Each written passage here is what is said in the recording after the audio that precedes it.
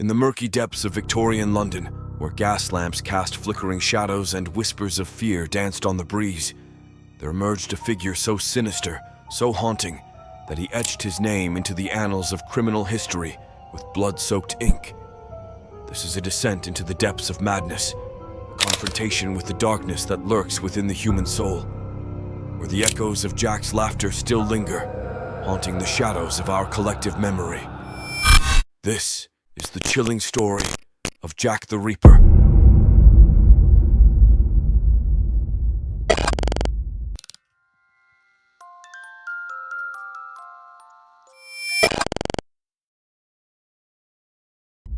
The year was 1888, a time when the very air of London crackled with tension and the city's heartbeat quickened with the rapid pace of progress.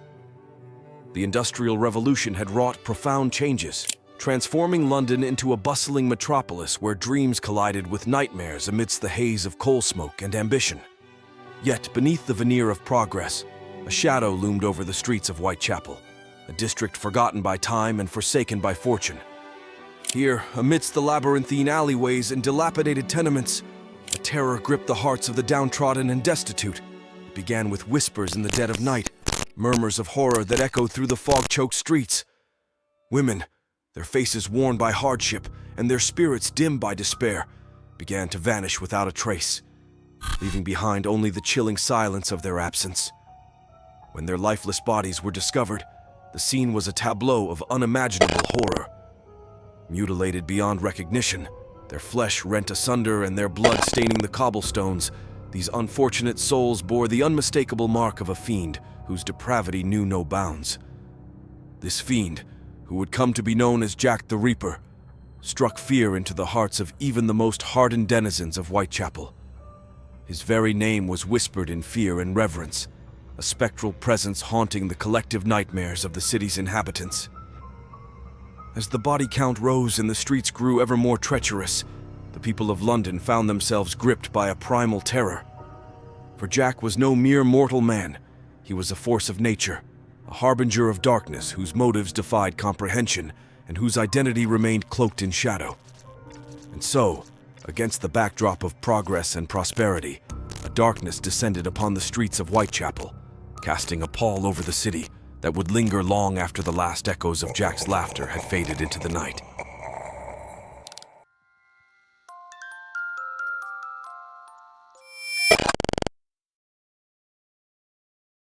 The investigation into the heinous crimes attributed to Jack the Reaper was a Herculean effort led by the indomitable Inspector Frederick Aberline, a stalwart defender of justice within the hallowed halls of Scotland Yard.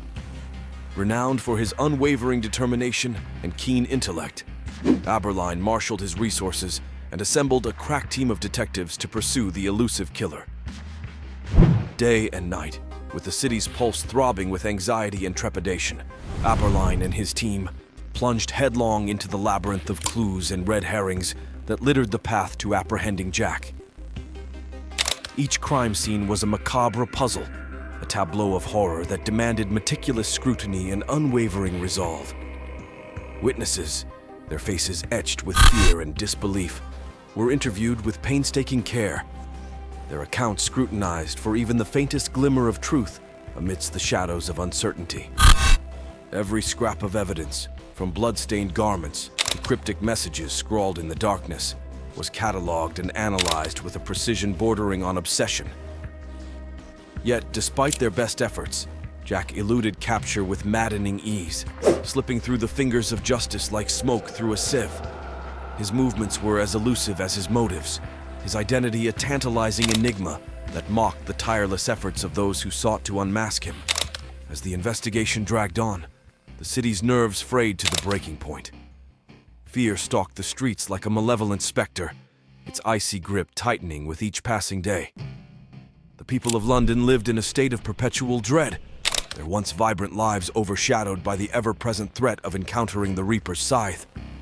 Yet amidst the darkness, glimmers of hope flickered like distant stars in the night sky. Aberline and his team refused to yield to despair, pressing onward with a tenacity born of righteous indignation. Though Jack's shadow loomed large over the city, they vowed to pursue him to the ends of the earth if necessary, determined to bring an end to his reign of terror once and for all. And so, as the investigation stretched into the long, cold nights of winter, the people of London held their breath, praying for deliverance from the darkness that threatened to consume them. In the darkest hour, when hope seemed all but lost, a glimmer of light pierced the oppressive gloom that had settled over Victorian London. A lone witness, brave enough to step forward from the shadows of fear, emerged with a revelation that would shake the foundations of the investigation to its core. Armed with this newfound lead, Inspector Aberline and his stalwart team launched themselves into the fray with renewed vigor and determination. The streets of Whitechapel, once cloaked in shadow, now echoed with the thunderous footsteps of justice as the manhunt for Jack the Reaper reached its crescendo. The tension in the air was palpable as the forces of law and order closed in on their elusive quarry. Every heartbeat was a drumbeat of anticipation, every breath a whispered prayer for deliverance from the nightmare that had gripped the city in its icy grip for far too long.